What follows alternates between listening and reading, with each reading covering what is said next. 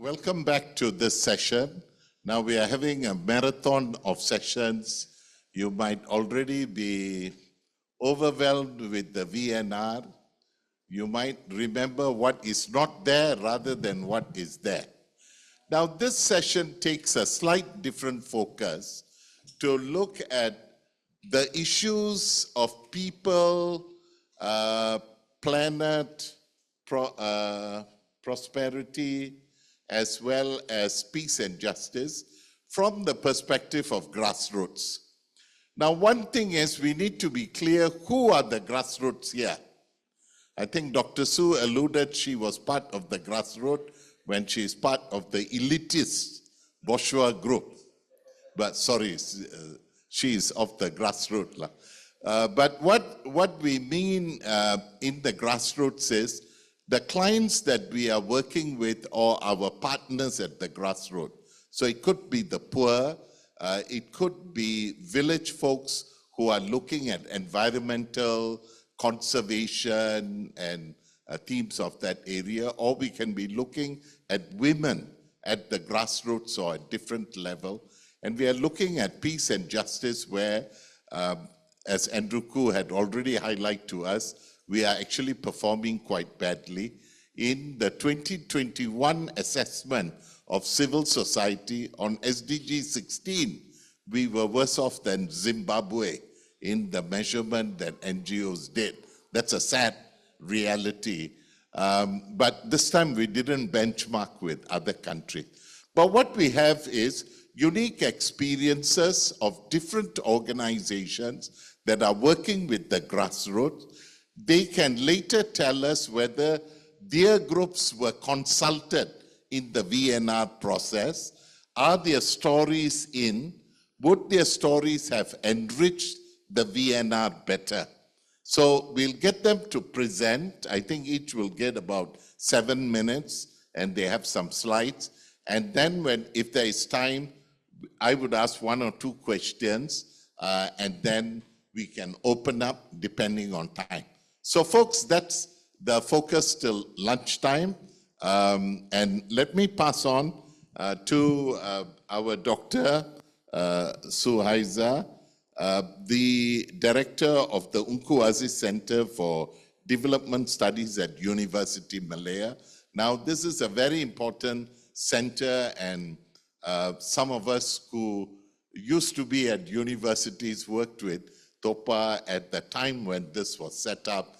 I still remember the time when the center was launched that Tunku Aziz didn't want the Tun title, but he was happy for a center to be named after him in that conversation. So it's an amazing man with the Sarong Index and revolutionized the methodology of studying poverty at that time. And so, Doctor, pass to you, and then you see how it links to grassroots and so forth. Thank you so much, Datuk. Assalamualaikum warahmatullahi wabarakatuh, and a very good morning. Apologize for the voice, a bit tough today, my voice. Okay, Alhamdulillah, Datuk, thank you for mentioning about Unku Aziz. I think it's very timely for us to sit in this workshop to talk about the impact on the grassroots. Yeah? Looking back to what Pak Unku has mentioned about the kebersamaan, means to say that whoever we are, we have to be bersama. So again, the topic on the grassroots is very, I would say, close to the center, because the center actually is meant to help for the poor people, the marginalized people, how they can be independent in terms of the financial. Yeah, but again, I do have some slides to prepare, but. Okay, so luckily actually at the center we've been given a task to embark for this project, what we call as hardcore poverty eradication initiative. I just would like to share, because among the universities in Malaysia, University Malaya been given a very, I would say, huge responsibility to look into on the 133 urban poor in KL. Yeah? So the thought given to us is only to make sure that this 133 urban poor communities can be recommended to be out from the e-Kasih, yeah, because the names actually been taken from the e-Kasih. So looking at the talk actually is not really much. We need to be sure that this community should be trained and therefore they can be independent in terms of the financial. But when you look into deeper, the definitions of this poverty is not only about the financial, it's not about only economic, but is more than that. So in Simlaya, we have so many experts that are very interested to go into these community programs. So before we have developed this poverty research lab, yeah, which comprise of many experts that look into on the multidisciplinary related research to the poverty. Yeah. So looking back here, this is my team. Yeah, we do have Tokpo as our advisor, but talking about this business, entrepreneurship, everything, so we need to have a little bit supports from the industry. Therefore, we had two advisors from industry. And the poverty itself, it should not be only from economy, as I mentioned. So we have experts from the medicine, we have experts from education, we have experts from the digital and so on and so forth. Yeah. So yeah, this is the model that we have used, looking at the whole process transformation, yeah, from input process to the output. Why do we actually so excited about the project? Because we also have engaged with the policy for poverty, national poverty.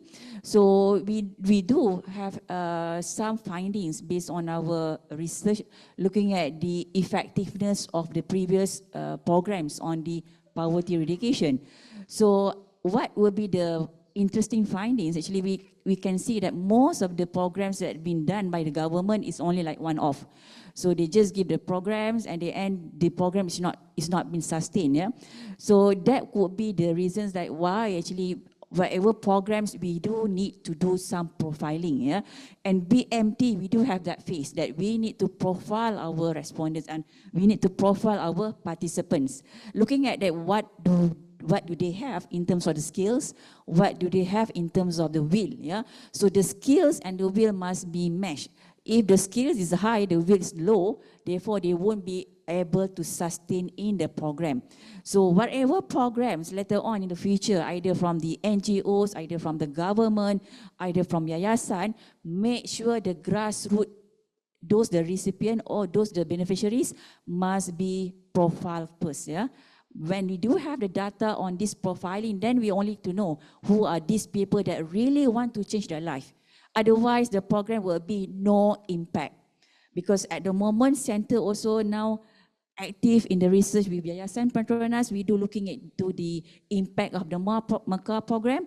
And we found that one of the weaknesses of this program, because they did not do the profile.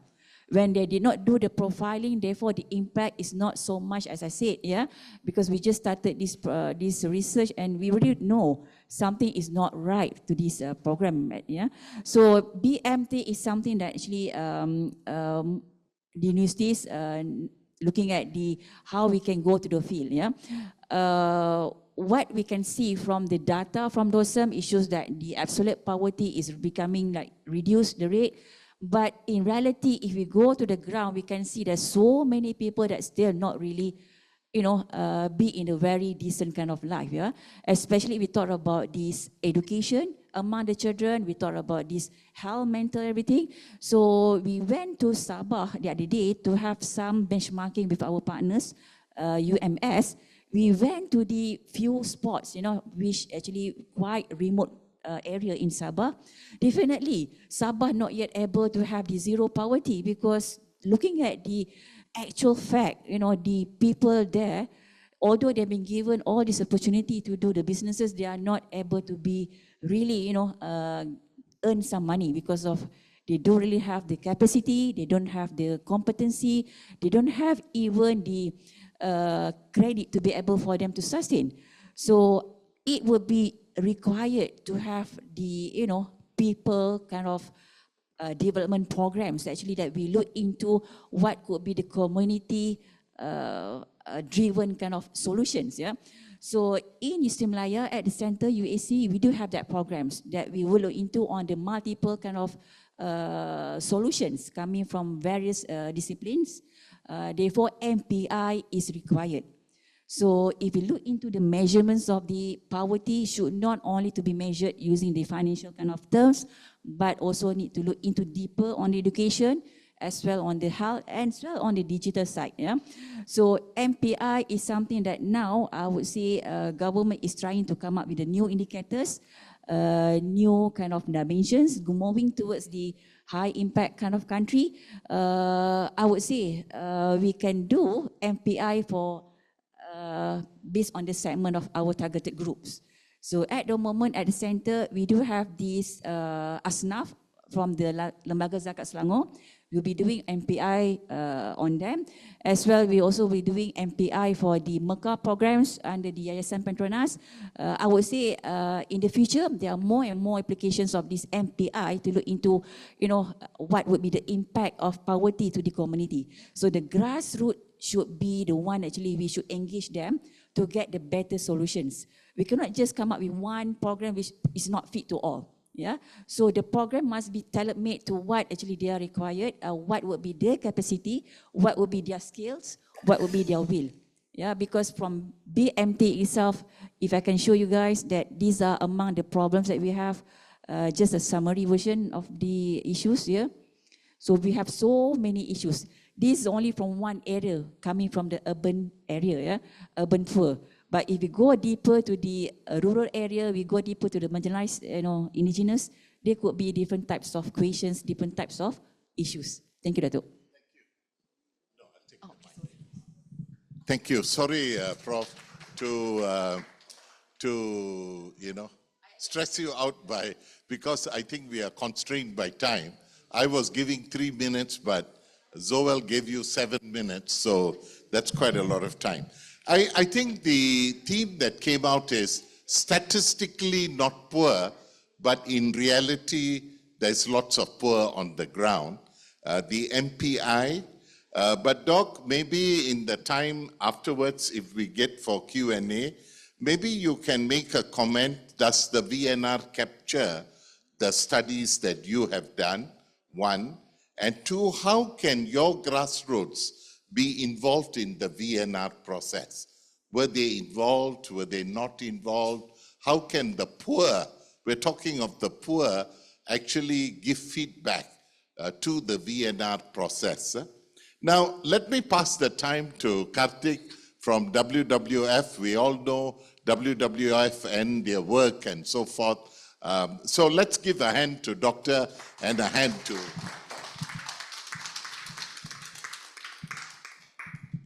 Hi everyone, good morning.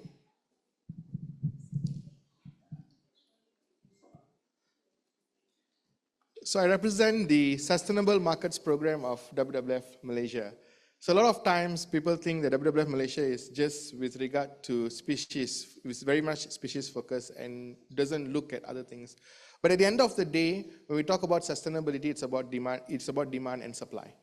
So if the population demands certain things from the market and it's being supplied, at what cost it is being supplied? I think that's a big question. Right now we're talking a lot about plastics, we're talking about other detrimental effect to the planet.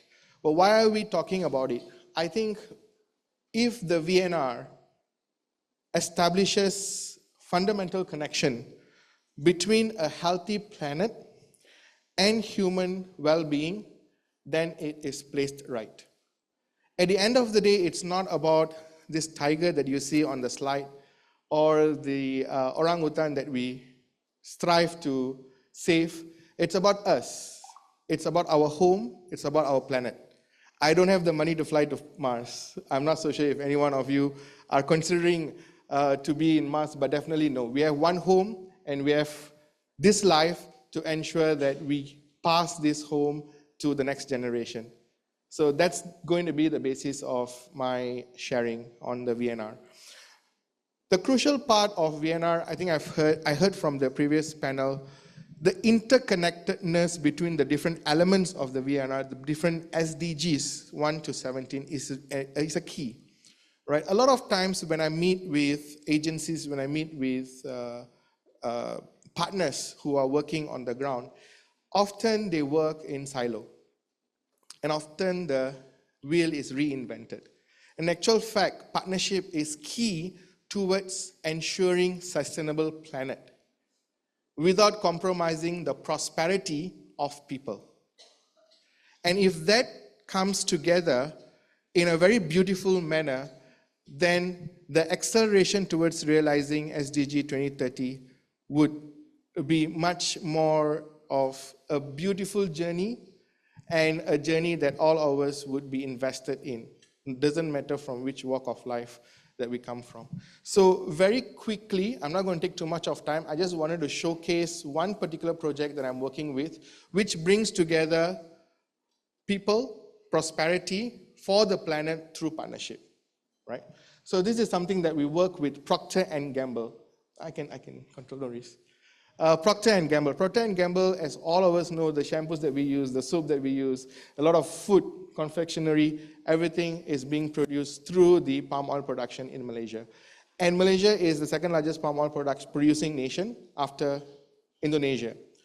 And with the new EU requirement, I think the race towards ensuring production is sustainable has increased, because then the threat is the market and it's no more sustainability. It's still dollar and cents at the end of the day, whether or not my product can get into bigger market. So hence we have a lot of these corporates coming together and asking, how can we do this better? How can we repackage this whole palm oil industry and sell it in a more sustainable manner?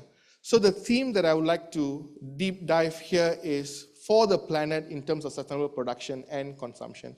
So we have the Central Forest Spine. One of the VNR report, one of the things that we have been taunted to be green is the forest cover of 52-56% of forest cover. But where does it come from? Majority of it comes from Sarawak. Peninsular Malaysia, it's 42%. And the target is to reach 50% by 2040. Where are we going to get this additionality of 7%? It's not easy. 7 to 8%. It's not easy because because 70% of Peninsular Malaysia is urban.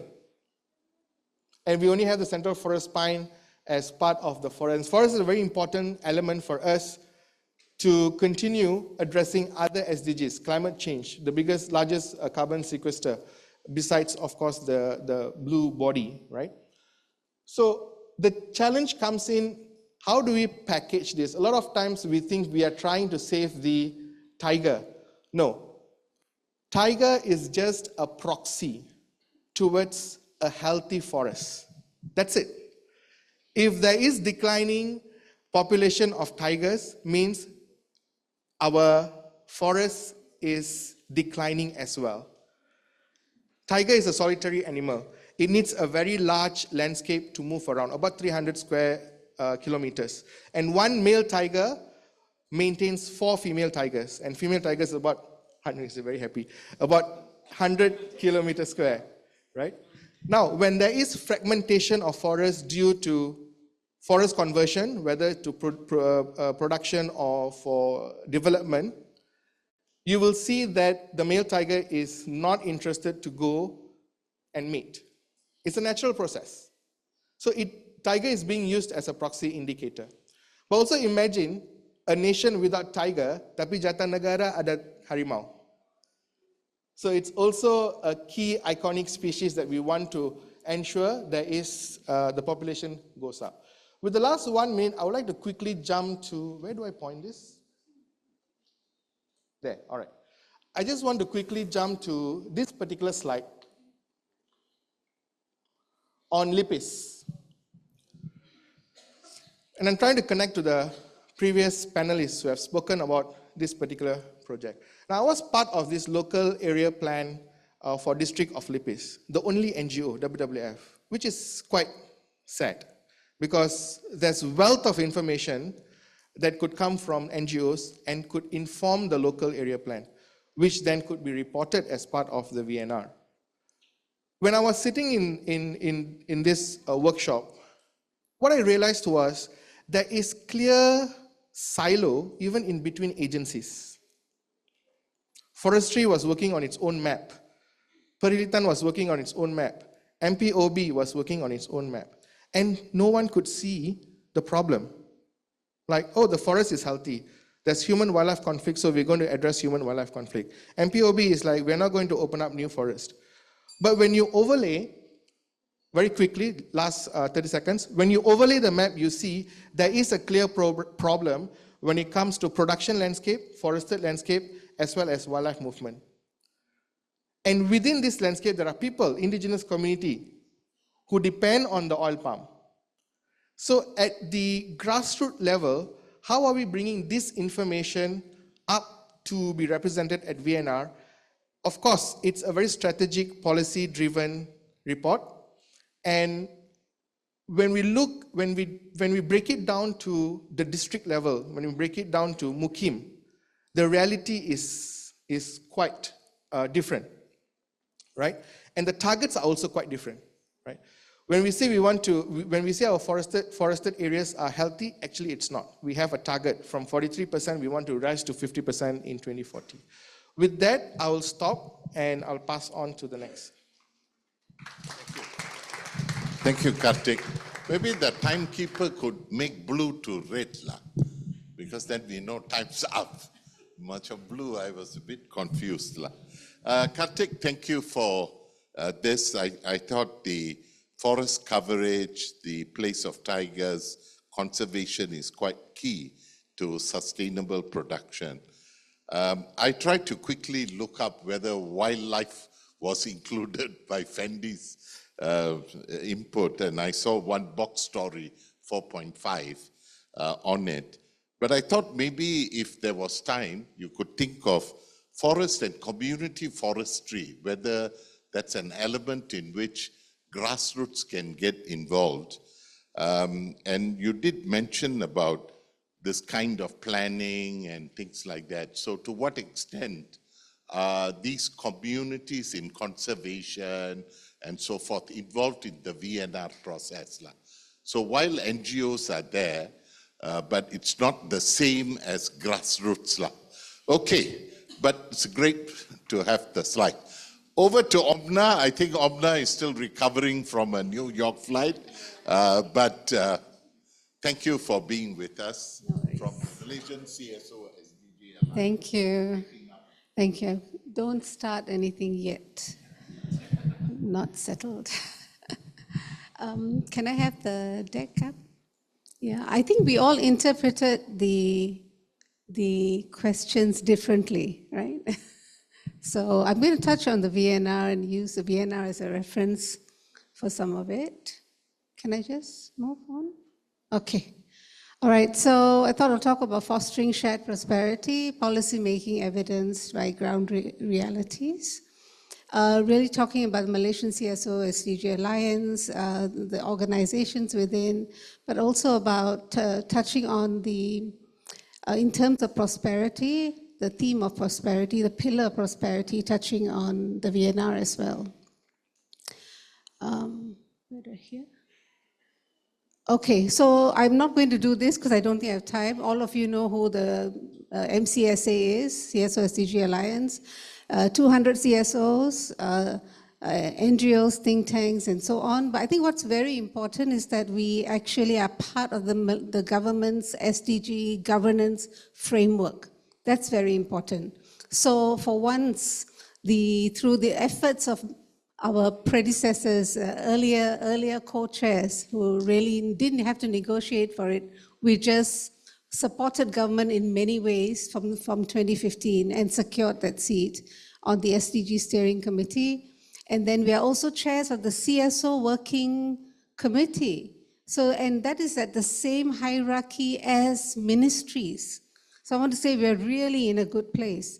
Yeah, and so we're also part of the SDG Technical Committee. We're very much part of the meetings that the Ministry of Economy had with on the VNR and so on.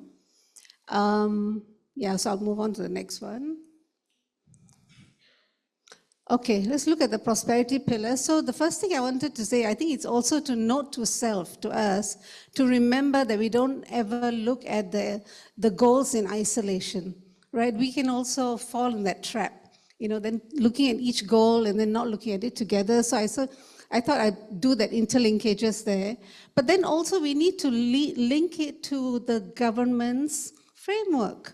Otherwise, it doesn't make sense. Although the government has integrated it, but we must do that linkage, and that's the Madani framework. So even in terms of the language, you can see the Madani framework is talking about sustainability, equity, shared prosperity to advance economic growth while ensuring social well-being and environmental sustainability. And why did I put that? Something you already know, is because that's where we meet them. We meet government at that language. We hold government accountable to what they committed to.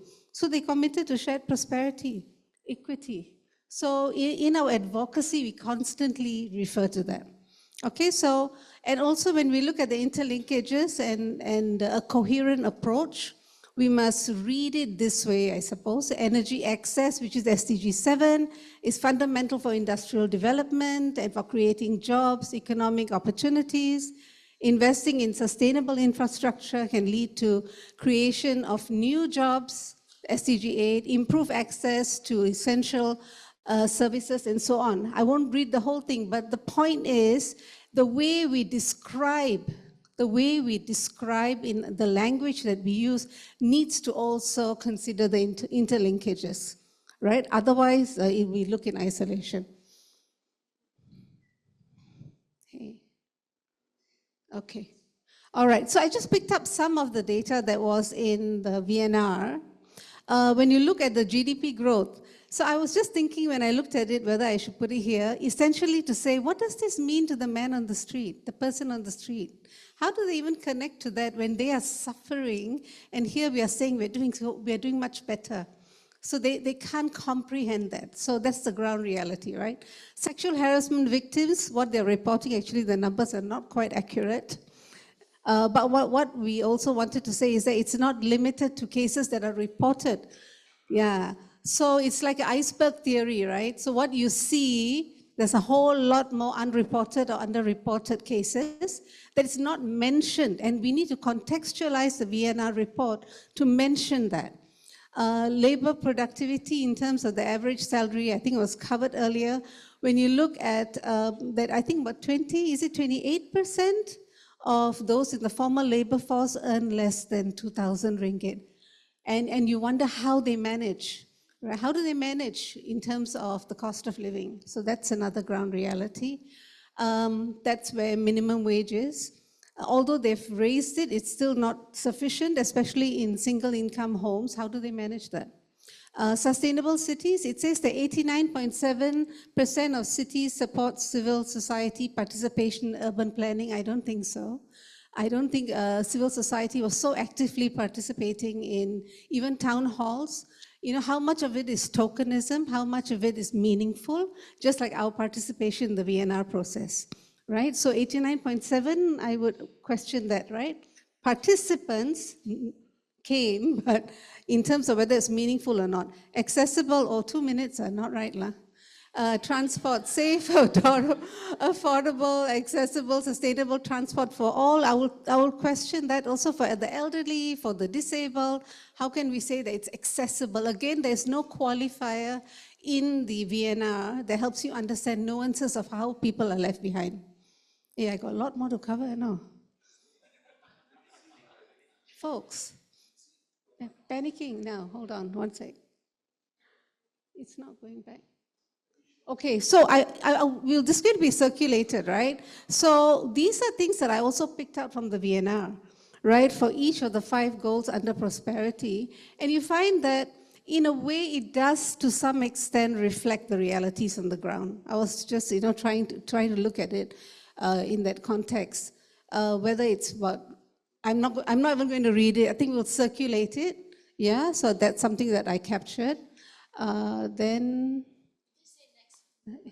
can you do that, please? Next. But I thought this is very important because one of the things that I mentioned in one of my presentations in New York is to remind at the government side event to say, please don't forget, the SDGs was formulated by the people on the ground in the post-2015 development agenda. When UN asked the peoples of the world one question, do you all know? What kind of world do you want? That was asked. And here is a quote by Kofi Annan, and I'll just read this and I think I'll end. There's a lot more to what I wanted to say.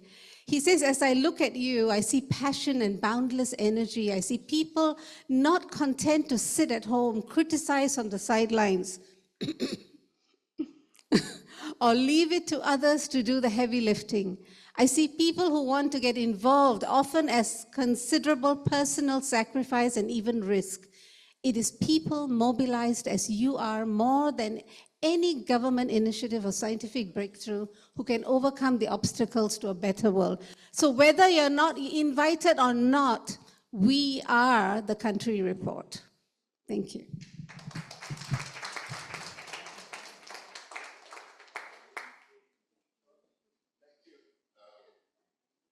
Thank you, Omna. I think I thought the table, which you ran very fast, but I think it's something worth looking at, bridging the gap between the macro and the micro, and taking and drawing out some of the points. I thought was a very good analysis. We look at it again to draw pointers from there. What kind of a world we want, Rio +20, those of us who were there, reviewed that kind of a document. But you know, civil society in Rio came up with another document which was also well circulated. What kind of a world we do not want? And that's an interesting, there's always radical elements among us who take the topic the other way. Thank you, Omna.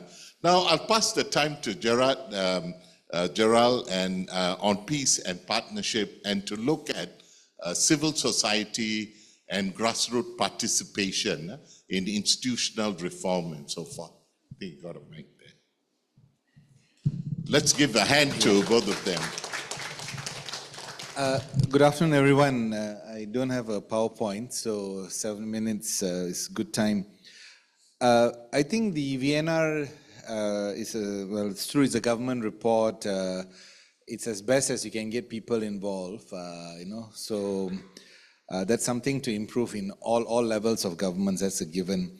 But I'm looking at the summary, I think on this SDG 16. The highlight was that we've improved in some statistics ranking of corruption index, tier 3, tier 2 in the TIP report. We are a member of Human Rights Council. But the question is the substance of this and its impact to people on the ground. Would they be proud that Malaysia is a member of the Human Rights Council? Did the people get involved in the decisions and the positions taken by government in Geneva? So these are questions about the substance of participating at the global level. In the corruption index, I'm very happy that we are improving. But you still go around here, you'll see a policeman still stopping that one lonely car that looks like a foreign worker and having a conversation. You know, I don't think it's very difficult. If you made an offense, you just issue a ticket. But all of us can guess what's the negotiation and chit-chatting happening. But why is that happening? And I'm more shocked that the people stopping this are not senior policemen, but the most freshest of junior policemen who has just got onto. You can see they got no rank, fresh, and they are doing exactly what their seniors are doing. We are proud to be the chair of ASEAN 2025, but the theme was inclusivity and resilience. How much did the people on the ground get involved?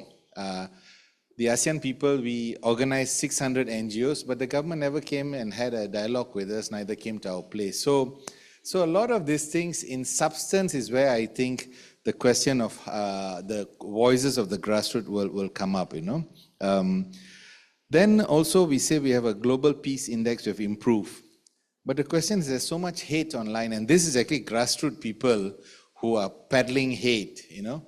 And so if you're going to ensure that this peace is not a peace on paper, but there's so much hate based on race and religion, then that's not been captured by this report. Just to give you an example on goal 16, The reports of rule of law, I think the red mark very big in 16, I think we've all agreed that needs to work harder. So the positive thing in the last few years, we have custodial medical units now in existence in 5 centralized police lockup, never before. Basically, it means a full-time doctor in the police lockup. And that's great to stop a lot of abuse possibilities and all that, but not in the other spaces. But the same point, at present, as we are talking, SWACAM is doing a public inquiry about the abuse, kicking, torture, and the death of one inmate in Taiping, and all the horrible stories that are coming out of so much unfettered power abuse in detention centers. And I was part of the Human Rights Watch report on immigration detention centers. And you only hear the cries. I think someone mentioned our refugee and Rohingyas and others. They are grassroots. But the abuse and torture that happens in this place never gets reflected. There's a very defensive order. I met with KDN, with the minister, and they were not happy with the report because after you interview almost anyone who goes through the immigration detention center, everybody has seen abuse, You cannot look up to them, let's call them Chegu. So all these questions about the quality of the reporting, while we have some improvement, but a lot of the grassroots voices don't figure, If the government only called the refugee community to get some input, and those who have gone to the lockup, you'll get a different story of how the treatment is in prison centers. 16.7 also is inclusive participatory representation, decision-making at all levels. I think a very short time, so as the platform is a large network, but COMAS, we work on anti-racism. And I think this is not captured. When we say there's no discrimination, we only speak about maybe gender, labor, but the hard issue not tackled is racism in Malaysia, institutionalized racism. I think the affirmative action that logic that is embedded in international law, international human rights law, cannot be defended when the people who benefit this are not people who deserve. So I think it is time for us to say a civil service that is 90% Malay. And I use the word Malay because Sabah and Sarawak are also very unhappy that there are other indigenous groups not getting the opportunity. But it doesn't capture here the grassroots who are unhappy about racism was never captured. So COMAS has this annual racism report. And part of engaging is to have this community level workshops, just seeing what is Bangsa Malaysia. And that's where you get a lot of this input. But I think whether this goes up to the VNR is still a long way off. So I think there are a lot of efforts being done. I think recently we met with the Ministry of Human Resource. They are interested when they heard about our program for their TVET schools because they want to build up resilience and knowledge of those in the TVET school. So I think that's the hope is there, the possibility is there, and that probably can be captured as steps coming. So some of the institutional reforms also mentioned as upcoming steps, some of the law reform, but it's not yet there.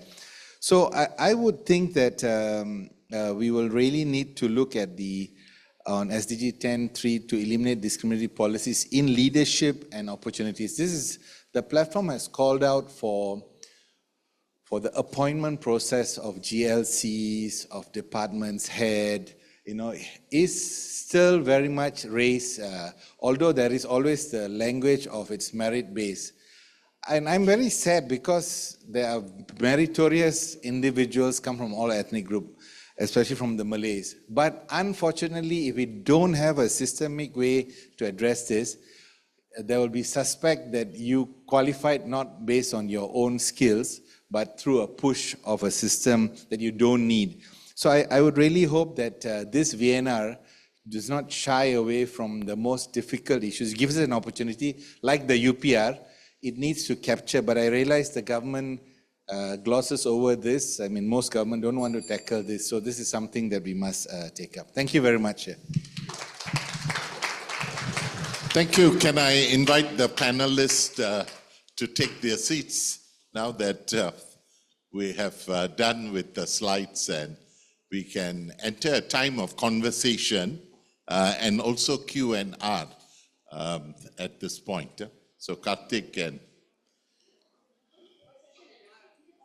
Now, we have clearly noted from the presentations that at least two of the presentations took very strongly their organizational work, WWF as well as the Unku Aziz Center, in the measurement of poverty and the work with the grassroots.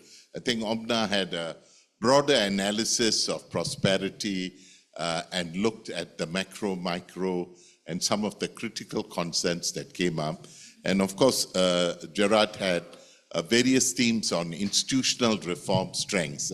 I thought the conversation could now look at grassroots. So grassroots represented by people, or grassroots themselves are the voice. I think in Obna's presentation, the first slide, highlighted there were working groups. Some of us have been part of this process from 2016. And we know working groups are there on paper, it never meets. So in the last 9 years, it would be worthwhile asking the SDG Center and EPU, how many working groups actually met? What reports are there? What monitoring do they do over the period? I know the first panel alluded to this. I think they were quite honest and frank. But if you were part of the drafters and the team, I think they went through quite, I think it was a real test of their writing, research, analysis skills because of the time given to get the report done. So I think the question now that this 3 rounds of VNR process is over, when would the next report come? In 4 years' time. So what do we do between now and the next 4 years in enhancing grassroots views, case studies, material? What can civil society, academia, it's a longitudinal work between 2026 and 2030. It's most probably government might do it in 2028 or 2029 before 2030. What kinds of conversation, what kinds of documentation, what kinds of box stories should actually come out in the process, and how do we monitor now from grassroots perspective or civil society, academia, like the Poverty Center, that we have a strong say in the process or bid for the writing and so forth. So I want to pass back to each of the panelists, maybe just a minute or two. What in your reading should be, how do we get grassroots groups more involved? It could be women, it could be people in conversation, it could be the real poor, that their views are documented in a very clear way. If not in the government report, should there be a concerted effort of a second report that documents other things as well? Not really finding fault with government, but saying this is something that needs to take place. So now, if I pass the mic. Okay, thank you, Dato'. It's very good. It's a very good point to highlight on this issue. Yeah. Okay. Since like we have the VNR document ready, so what would be next? Yeah. So as I can mention about the data that we have reviewed for the VNR, basically based on DOSM, based on SDG report. Yeah. So what would be next to be done is to get the qualitative data. What does it mean? That we need to go and engage all these grassroots people, the communities that we have trained, to see what are the challenges, that they are not yet able to, I would say, to get the impact from the programs. Take example of our program on BMT. So when we go and train all these women to be entrepreneur, some of them still cannot be entrepreneur. So they're not doing anything. They just get the training done, they just get the equipments, they just get the, the raw materials, but they're not doing anything. In fact, they are using it for their own consumption, right? So we need to know what would be the why and how that happened. Yeah, so the how and why answers only can be done if we go and get the qualitative data. Means to say that we have to be close to them, to see heart to heart, what are the issues. Some of them say, I want to do the business, but my husband is always, disturb me. Because why? He's not working. He's a drug addict, got police report, so a police record. So I have to take care of my kids and I have to spend my time to make sure that my kids go to school, everything. So I don't have time to do the business. In fact, we have spent so much, invested so much from the program to train her. But because of the personal problem, she couldn't be as an entrepreneur. And we cannot blame her, not because she doesn't have the will, she doesn't have the skill, but because the environment is not supporting her. And this is not the data that can be captured through our quantitative data. So it means to say that we have go to the grassroots, go to the ground, talk heart by heart, what are the issues. So the how and why answers we can gather and try to get some interventions.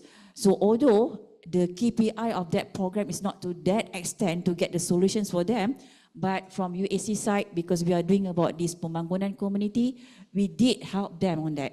In fact, one of the participants got issues with the marriage, right? And she has to be out from the house. We talked to the DBKL to help her, to give one at least a temporary house for her to start do all the businesses. Because she really wants to do business, but because she doesn't have the house, she has to go, being off by the husband. So this is how actually I would say the environment, we need to be very supportive and only can be done if we do have the qualitative data. It will be hard to help them on the ground if we don't have that qualitative part. Yeah. So I would say that for this VNR should be follow up with the qualitative data later on. Yeah. I think that's an important point. Or qualitative data. I think Dr. Su and all brought that out as citizen-generated data. How then does the data produced from us complement the DOSM data? Because DOSM, I always see arrow going up, going down, and things like that, but no explanation. Karthik, over to you. Sure. Thank you, Prof. I think personally there are two things that I would like to emphasize for the next VNR. Number one, what can we keep and enhance? I think there are a lot of great efforts under the planet that has been reported as part of the VNR this time around. Community-led conservation is a key. They are the stewards of the forest, they are the protectors of the landscape, and hence enhancing the efforts that has been put as part of the community-led conservation is something that needs to be encouraged. And in fact, it needs to be accelerated. So grassroots members who can actually accelerate the goals towards a more sustainable planet. That's one. Second, I would like to also emphasize probably what can we do different or report differently when it comes to VNR. Rather than reporting on silo measures, I think integrated approach is really important. A lot of interventions at the grassroots level is not particular to planet, is not particular to people, is not particular to prosperity. And these days, a lot of intervention come as an integrated, a more holistic approach at the grassroots level. And that, if we look at how that could be reported, I think the numbers will say a greater story and a more impactful, deeper story. Thank you. I think Karthik raised two very important points, and we can note it. And I think partners in accelerating might want to take it up as a project. A community-led conservation. We also have community-based economy. solidarity economy. That means it's community-driven data initiatives. I think it's actually documenting, following it through, and ensuring there's enough qualitative and quantitative data. Integrated approaches is something we can take up because now it's all reporting on each of the SDGs and so forth. Omna, your views. Yeah, sure. I think one thing is space at the table. So we know we have that. And we have been quite involved in the intensive VNR process. I want to also share with the colleagues here is that I see a shift in the way government is in a way treating CSO representatives, and you might see that as well. Previously, we'll be seated at the back, just looking at the position where they place us. Now we are in the inner circle. We're in the inner circle. There's a lot of trust building, and so that's why when we send folks to some of these meetings, we emphasize constructive dialogue. Yeah, because that really needs to be built. That's one. So we have the seat on the table. We are part of the consultation.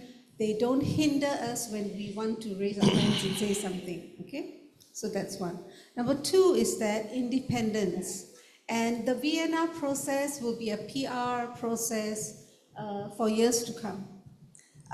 But what the MCSA, Malaysian CSO SDG Alliance, is doing, as I think someone mentioned just now, is that we are having an independent report. Because I feel for the writers, you know, you wrote something and something else came out, right? But that happens when you are when you're part of another process, the governance process. Whereas for us, no one's going to throw any line out. And that's why, Kandi, that's why the MCSA's report is very important. And I think many of you are part of the members. Kiran and all are finalizing it. Sorry, it's taking a bit of time. And so when we circulate it, it becomes a dynamic document.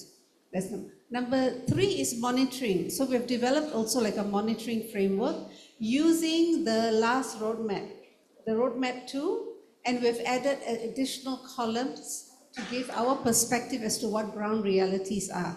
So we're monitoring it so that any one time when we go to government tables for a meeting, we're able to refer directly to what they have written and what we are seeing on the ground as well.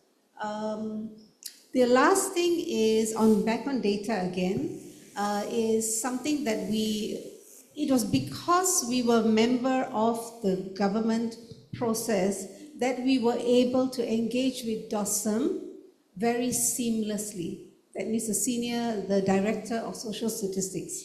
And when we had a conversation with her and I was telling her, you know, I just gave her an example of, you know, having access to mobile phones. I said, just that data alone of 90% and I shared that with y'all as well, Richard, when I met with y'all, that you just by saying 90% of the population have access to mobile data, I said, what kind of a situation analysis can you write about how they have complete access, right? Does it mean, can you say whether they have enough money to buy data? Are there more than one phone at home? How are they using it, and so on and so forth? Okay, how are they using it to fill out forms and so on? And so she said, oh, that's a very good point. So just that conversation alone resulted in us having a meeting with the social statistics folks, and then we presented to them the concept of citizen-generated data, which UN had been pushing for, and also what the chief statistician at the UN committed that Malaysia will adopt that. And so now we're in the process of scheduling the meeting with the chief statistician, right? So, and the other thing, Dato, that I brought up with you from New York is that what we'd like to also see is citizen data dashboard that we can actually work on together. Okay. Thank you. I think there will be, and I think Dato Mustafa later could allude to it, how do CSOs respond if you are part of the drafting committee? So is it right to produce an independent report when you are part of the decision making in that process. So that would become a sensitive matter. If you are part of the drafting process, you were part of the consultation, and actually the report has been written, and if CSOs bring a report tomorrow, it's an afterthought. So you are part of the process. And while I do agree the situations have improved, still it is personality driven rather than directed. 2021, that means many of us were involved in 2017, 2021. 2017, we didn't even see the draft. 2021, we saw the draft, we rewrote the draft, and EPU was very accommodative because most of the challenges, most of the issues were put on the challenges in 2021. 2022, civil society were given official passes to participate in the HLPF. Subsequent years, no. So it's also personality and individual. But it's for civil society to look at. You were part of the drafting, you were part of the decision making, while government said this is their report. I think the drafters of the report, we knew we were given an honorarium or money to the organizations to write different parts, and then it is for the government to decide what they want, but we were invited to defend what we wrote, and it's up to them if they didn't want the paragraph or they rewrote it. And none of our names, if you see in the document, are mentioned because it's not us, it's the government. So what is interesting is in 2025, civil society and academia who might have been outside the drafting process were directly inside, and so they give some frustration to that. So I think there are many improvements, and this consultation process could be improved, but we cannot wait till 2029 to do the work. If we start now, if we start documenting poverty, conservation, economic governance, I think like Gerard's group is. So if every year we bring out a scorecard or area, then by that time it would be. Sorry, I've been a bit long. I just want to say, Yes. just in response to what you mentioned, that we are not doing a VNR report, the CSOs. We are doing a CSO report as part of our annual On SDG. Yes. Yeah. We are just monitoring. That's what we're called. So we're not shadowing. Yes. Then there'll be a reaction. We're not shadowing. We're doing an independent CSO report for our own monitoring. Yes. Gerard, your points? So I think if the opportunity to influence the government report,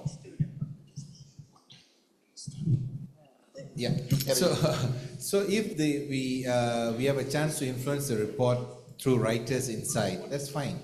As long as it's a government report, so full stop. You don't have to defend the government report. It's the government who will defend it. If you had a chance to influence it, great, that you're on the inside to influence. But whatever is not in, that does not curtail us to write and say what we want to say fully. Unless you sign some agreement with them that you cannot use paragraph from there outside, then of course that's wrong. But if this is a way to influence, I think it's a good thing that we were able to influence. Civil society will remain free to speak on however and whatever we want. On the point of grassroots, I think sometimes the symbolism of the word grassroots comes out during the time when we need reports. So you go down to the ground, you organize, academics go and get feedback, but there's no long-term engagement. This is our big gap in terms of a failure on grassroots democracy or local democracy. People are only involved when they're needed to submit some information. Most of the organized groups take long time to be organized, to be a voice, to be cohesive, to grow local leadership. So So I think just now the first speaker, he mentioned that although we have case studies, sport case studies, looks beautiful, but that in itself may not be equivalent to SDG realization.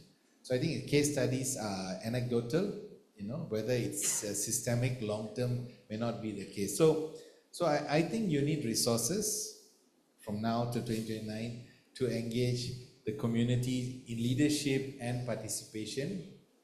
It comes in a package. So we have to be on the ground with them, not just once in a while to go in to just extract data and information. The example I want to give is the Jaringan Kampung Orang Asli Semenanjung Malaysia JKOSM. It was started way before in Bido when they were organizing the women. Then Tija was trying to network with the grassroots, and then shockingly in 2000, maybe 10 years ago, I forget the year, 4,500 Orang Asli came to Putrajaya to hand over memorandum. I'm not sure whether Topa was in government at that time. They shocked the government, I think they were like, wow, who are these grassroots people? I remember the police reaction was like they didn't know what to do with Orang Asli. Pukul ke, water cannon ke, senyum. So it was a shocking reality, but the point being, it took that amount of time to organize people. Without organizing communities, it's very anecdotal and they give you responses just on that bit and piece. So I'm not sure whether the question for grassroots involvement is once every 5 years, or you should work with network and organizations who already have in their interest long-term work with the communities. But I'm actually, someone mentioned that we don't have local democracy. I think part of Malaysia is to resuscitate that ground democracy, so the voice from the ground is a natural rather than subsumed by ADUN, MP, all the sub categories. So I think a lot of work to do for next 5 years for being organized, but I'm congrats to Denison and all of you who have been pushing yourselves into government process, because I think that's a great way to influence report. Usually we have no chance to report, but remain civil society outside. Government will defend their report. We will have to defend our reading of the situation. Thank you. Thank you, thank you. I know the organizers all are showing me red cards and all that. They have a difficulty with me now moderating. I think we can open to 1 or 2 comments. Yes, 1, 2. All right. Can a mic go to him? Boleh? Boleh cepat? Wow, the camera is going faster. This is to record, no? Thank you. Hi again, Kennedy Michael from the Alliance Rivatory. This question is actually from Major Retired Kalam P, who is a Temuan Orang Asli, and this is actually for Gerald because you raised the issue. So we all know Article 153, very few know about Article 134, which is specifically focused on the Aboriginal people. So everybody else has a pie, has a piece of the shared prosperity pie, except the wards of the state, Orang Asli. And we know the issues. You talked about it. This relates directly to Article 153. So when does this change? So the Orang Asal in Sabah and Sarawak have access in law to the native customary rights. If you looked at Act 134, it says all these things for the Orang Asli, but they are the most disenfranchised original citizens of Malaysia.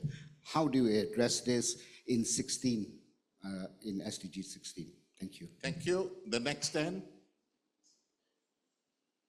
Anyone else in the process? Oh, Andrew.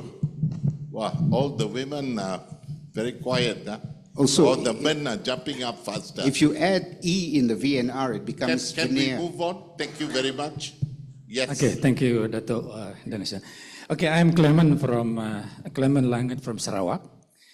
Okay, just to make it short, you see, my longhouse, we are doing conservation, wildlife conservation work. It is a local initiative using our traditional knowledge based on 3 things. One is what we call the tagang fish conservation. Second is what we call kolong conservation, which is about conserving the wild animals on the land. And the third one is what we call mulong, which is the conservation of the trees, the waterfalls, the land, and all that. And this has been going on for the last 5 years. So now we are beginning to see the result. If you talk about ikan ampurao, which is a very pricey fish in Sarawak, as well as semah, we are getting plentiful of them now after 5 years. You see, my question is towards Dr. Katigayan. I think your presentation really touched me, especially about your tiger just now. We don't have tiger in Sarawak. Now, how can WWF help us with our conservation effort, which is really at the grassroots level now? How can we make it better? How can we accelerate it bigger, like what you have suggested? Thank you. Thank you. Thank you. Afterwards, yes, Andrew. Thank you, Dr. Dennison. I still remember when you first asked me to get involved in VNR, and I said, VNR, why are we talking about Austria? Never mind. So my question is to Gerald a little bit. One of the indicators of peace is, very interestingly, a question: how safe are you walking a street, right? And I've often reflected about that in Malaysia, because I suppose it was meant to sort of cover, if you're a woman, you're walking, how safe do you feel? But even as a pedestrian in Malaysia, as a male pedestrian, I question how safe I am, partly because we have motorcycles parked on pavements, we have even cars parked on pavements. Come to Taman Tun, I'll show you cars parked on pavements and things like that. And so when you talk about engagement of grassroots, I wonder how much from a sort of a pedestrian public transport perspective, how easy it is to get a bus, how cars parked on bus stops and things like that, whether these people were asked, in terms of engagement, how do you feel about that? Because I think there's a significant sector of people who have been totally left out from consultations when it comes to grassroots and when it comes to not just perhaps safety or peace, but also in things like sustainability. So you talk about public transport, sustainability, those kinds of issues. I think there's a big gap there. Thank you. Thank you, Andrew. Can I start with Kartik? Briefly, but you can have a special meeting in Sarawak, Sure. WWF. I think it's a very good question. Even WWF, and if we speak to some members of the Forestry and Wildlife Department, they depend a lot on traditional knowledge of Orang Asli when it comes to conservation. They know the terrain of the forest better than most of the forest officers. And in fact, there are terrains within the forest which the forest officers have not been into, but Orang Asli community knows exactly how to do it. That's number one.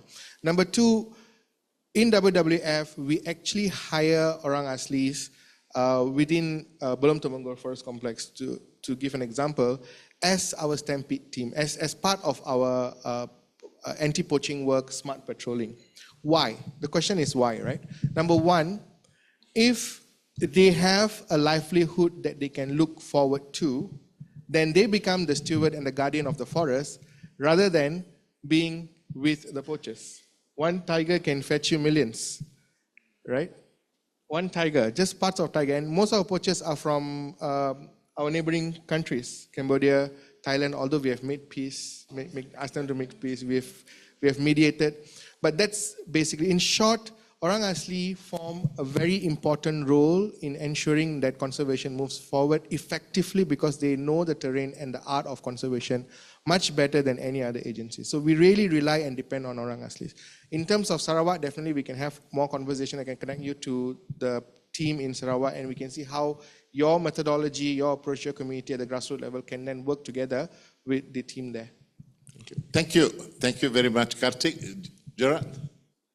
So I think on that point, on the Orang Asli, I think one of the VNR is, a report card is always very positive, but I think recognizing the legal gaps is not reflected. I think it's okay to say there's a process happening, but we need to speak to it, like that conundrum of the 153 and 134, ACTA, the Act is only basically saying one is mentioned in the Constitution, one is a subsidiary or an Act, you know.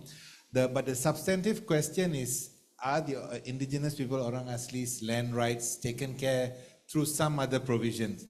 We've had so many committees, national inquiry that Dr. Dennison was privy to, but actual implementation, the Act 134 amendment has still not come up. So I think maybe VNR, we must now encourage governments not to just want to sell the positive, but actually acknowledge the challenges and put that in the report, because that, I think, will help every 4 or 5 years. It's like a UPR process, you know. I think when Andrew asked the communities left out at the grassroots, I always wonder if DOSM is your partner or our partner, maybe now is time to engage DOSM to clarify who's the community of peoples on the ground that you need to engage from now. So that could include groups that are left out, you know, pedestrian, road users, Orang Asli. So you start breaking that out from a people's point of view to the expert, the technical expert DOSM.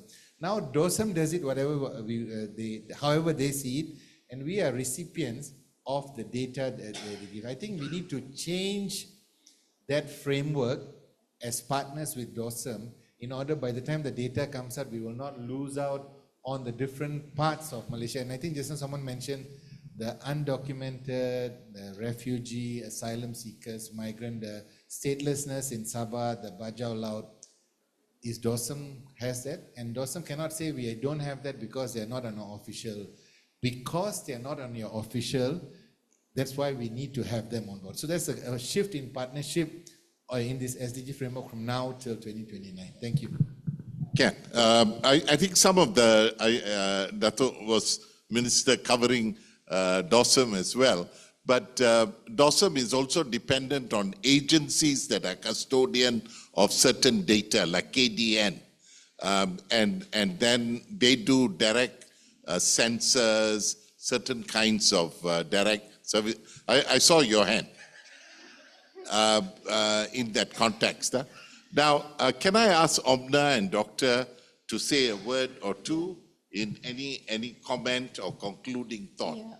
Something that the red card has been shown many times. So something that I forgot to mention just now is that in our meeting with DOSM, they have agreed to do capacity building. We told them, if you consider your stats the gold standard, but then people are collecting data on the ground, how can we close that gap?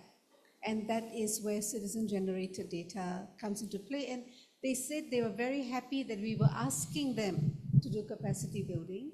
And so then they said that we can look at considering using some of that data for analysis. So they didn't close the door to it. So I think we're just at this threshold of something new that we can explore, I think. Yeah? Ken, Doctor? Any comments or reflection? Yeah. Akhir kata. Akhir kata. Congratulations, to come up at this stage, looking at the draft of this VNR. I say what we good things here. I can see few the communities here. I'm not sure whether we have invited them. So it would be good if we can get one panel from community to speak up on behalf of the community, right? Actually, with regards to the issue of people, because I think myself is academic. We are at the strategic level. So if we can get one panel from the community itself, the grassroots, that would be better. Yeah, thank you. Thank you. We have overshot. Let me just conclude. I think after lunch there is the what do you call it? Roving presentations, which are supposed to be grassroots, but I'm not sure whether, I know Panirs will document grassroots experiences, but whether grassroots themselves are part of this. We had it before, but I think it's an excellent suggestion. Let me just conclude with 3 basic points that could be takeaways. I think we must, between now and 2030, continue this engagement process of monitoring, whether it's writing, case studies, situational analysis, or annual reports on some of these issues in an organized and systematic way. I think this is something the Partners for Accelerating SDG, with different partners from academia and so forth, and SDG Foundation can take it on in a very clear way, so that by 2028 or 2029, there are a lot of reviews annually or on specific projects like community conservation that could become box stories that could be utilized, but it's also monitoring and advocacy in that context. Second, I think it's the citizens and local democracy. I think the work that Panir to Yayasan Hazana is doing in 55 districts around the country is a good example where there is funding, there is working with the district office, there is the strengthening of grassroots across the country might be worthwhile.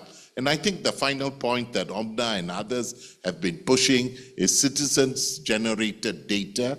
I know Dr. Su is working on that and Kyril, and these are things that we can take on.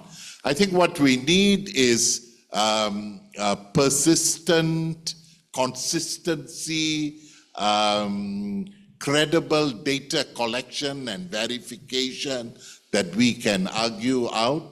I think there are enough academics on methodology and other things that we are more experienced than before, and we can move on. So let's give a hand to the panel, from poverty to conservation, to prosperity, to gender, to good governance, and so forth. And I hope we have an excellent lunch afterwards. I'm not sure how do you do after a heavy lunch. Some of us do badly in the afternoon. You might not see me around. But thank you very much, and I pass on to the... Thank you, moderator and panelists, for the engaging topic on VNR from the impact of grassroots initiatives perspectives. Please remain on.